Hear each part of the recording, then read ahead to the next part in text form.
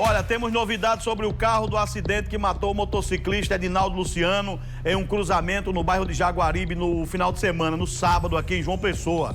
O motorista que causou o acidente, ao não respeitar a placa pare, foi localizado e levado para a delegacia, mas depois de prestar esclarecimentos foi liberado. David Martins é quem traz pra gente a informação completa. Alô, David. O suspeito foi localizado depois de uma investigação feita por policiais civis da Delegacia de Homicídios da capital, que localizaram o veículo e depois o motorista. Já tínhamos algumas informações a respeito de quem seria o condutor do veículo, mas tínhamos total interesse em achar o veículo utilizado no crime, porque certamente estaria variado e faria prova material do crime, né, a materialidade, depois de submetida à perícia. Fato é que hoje a gente logrou êxito nessas diligências e conseguimos encontrar esse veículo coberto por uma lona na garagem de uma residência em Mangabeira 1. Então, nós conseguimos identificar o veículo, realizamos a apreensão dele, trouxemos a central de polícia e aí começamos novas diligências no intuito de localizar o condutor. Fomos até algumas cidades aqui próximas de João Pessoa, até que recebemos o informe mais preciso, voltamos à capital e conseguimos achá-lo, identificá-lo, achá-lo e trazê-lo até a delegacia para tomar seu depoimento, seu interrogatório, tendo em vista que já não existe o flagrante. A tragédia aconteceu na manhã do último dia 1º de dezembro.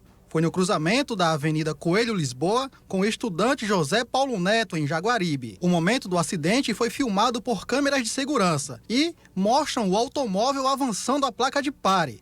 Logo depois, acontece a batida, que tirou a vida do motociclista Edinaldo Luciano Martins, de 49 anos. A versão que ele apresenta é de que teria saído do seu comércio, por volta das 6 horas da manhã, em direção à Cruz das Armas, e na volta, voltando para o Jaguaribe, ao passar por um cruzamento, não observou a sinalização horizontal e vertical, indicando que ele parasse naquele cruzamento, passou direto e aí houve a colisão.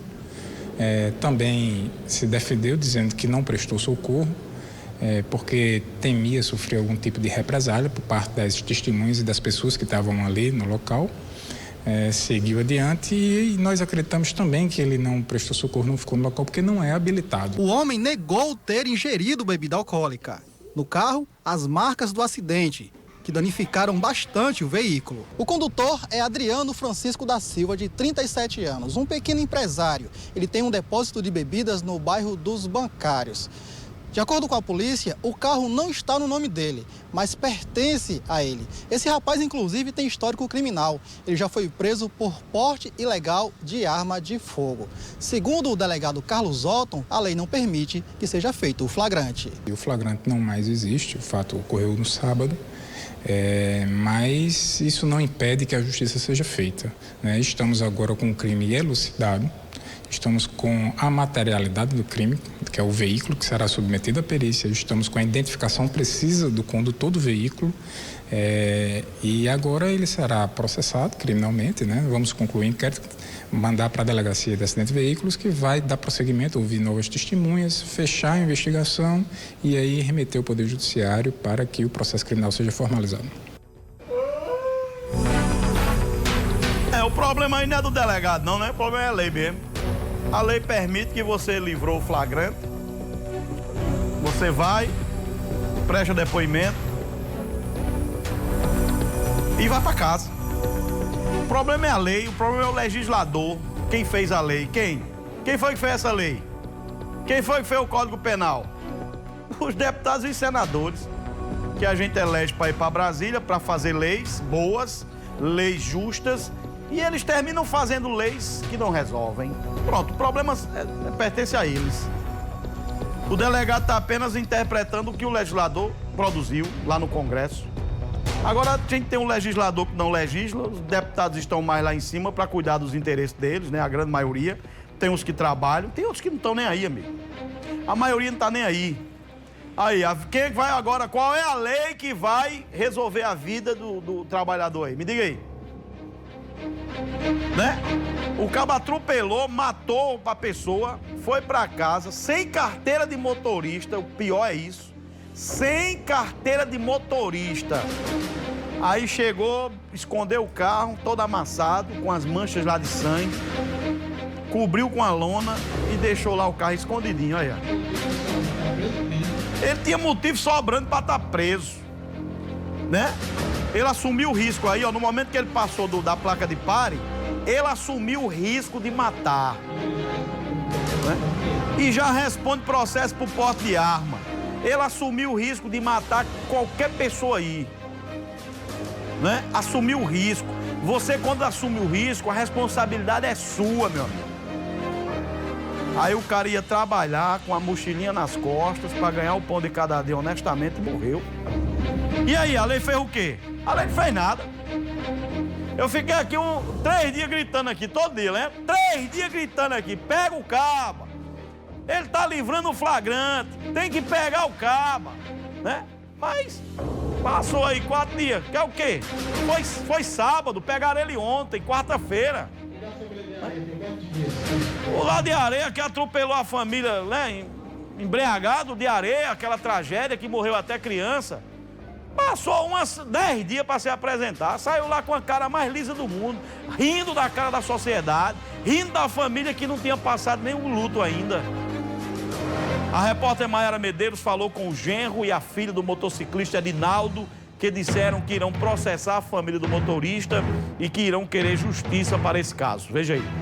O caso aconteceu no último sábado no bairro de Jaguaribe, quando o Edinaldo Luciano Martins, de 49 anos de idade, ele ia para o trabalho por volta das 6h30 da manhã e um carro que passava pelo local não respeitou a placa de pare e acabou o atingindo. Ele caiu no local, não resistiu aos ferimentos e morreu ainda no local onde o acidente aconteceu. O motorista do carro, ele fugiu logo em seguida. Inclusive, imagens do circuito de segurança lá das ruas flagraram justamente o momento em que ele bateu no homem, né? Bateu no Edinaldo e logo em seguida fugiu sem prestar nenhum tipo de socorro.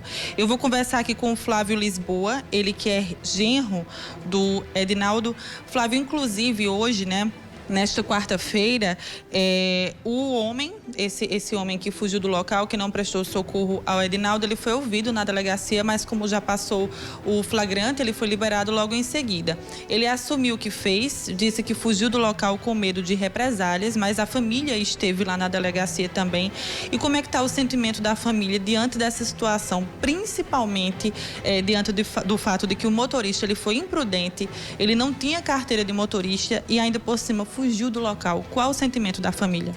O sentimento da gente é de tristeza, né? Pelo fato de que a gente sabe que o Edinaldo Luciano não vai mais voltar, né, para o seio da família.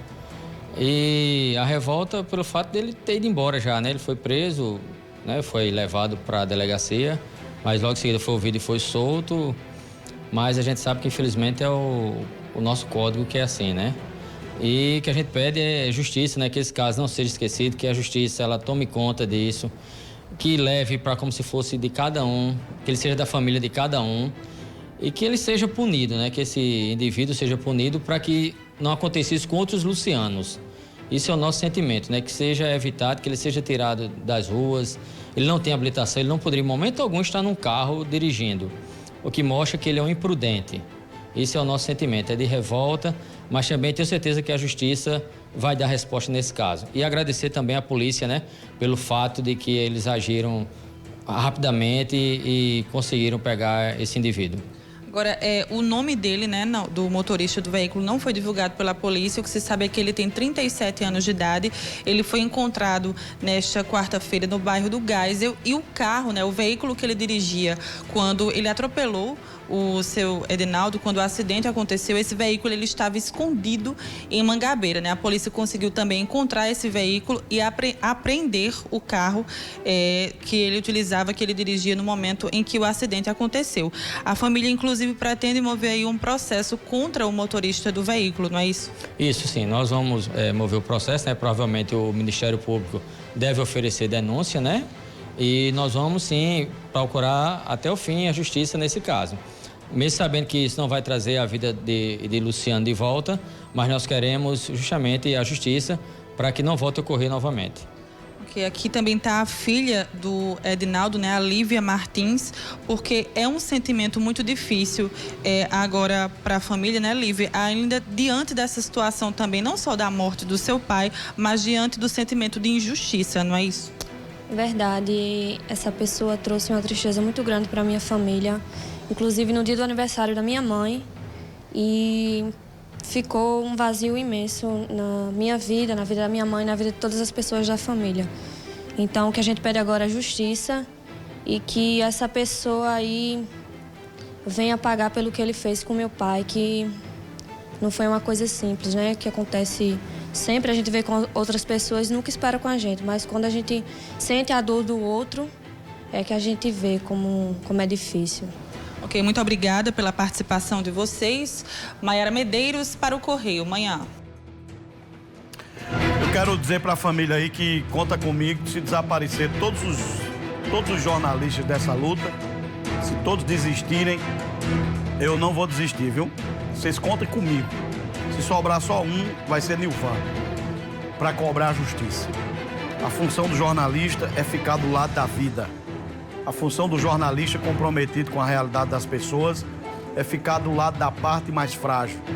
E a parte mais frágil, a parte que foi injustiçada, a parte que foi sentenciada à morte, foi a parte do motociclista.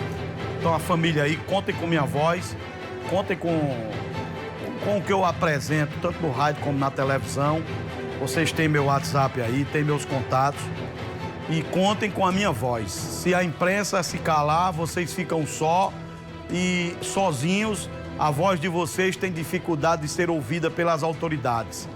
Mas se a imprensa estiver do lado de vocês, lembrando todo mês sobre esse caso, acompanhando a partir de agora o que é que vai acontecer, né? As audiências, como é que vai ser a instrução do processo e tudo mais.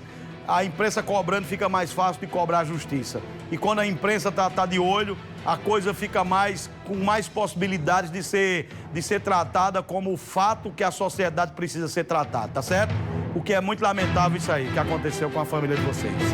6h39, acaba que matou, tá tomando café essa hora em casa, rapaz.